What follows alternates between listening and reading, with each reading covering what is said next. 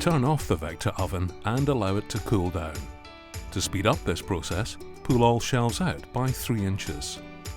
Wait until Oven Ready to Clean is displayed on the screen. Wearing protective gloves, remove the racks, jet plates and filters.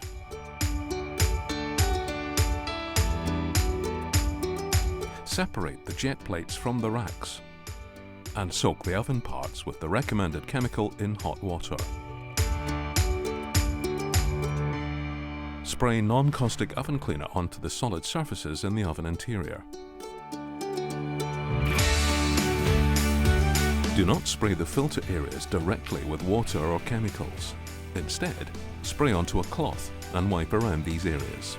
Then allow the oven cleaner to work for 3 to 5 minutes before wiping and/or scrubbing. After cleaning, rinse the internal solid surfaces with clean water and sanitizer from a spray bottle. Repeat this step if necessary and wipe any excess liquid with a paper towel.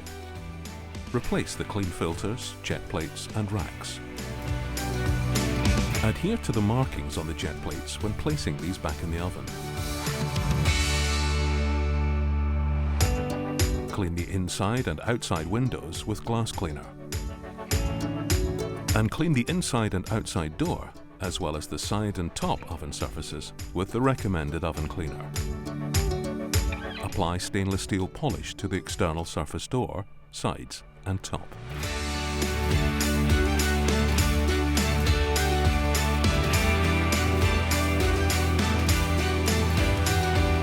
Check the external dust filters on the rear of the oven and rinse these in clean water if required. Finally, leave the Vector oven door open to allow the unit to dry.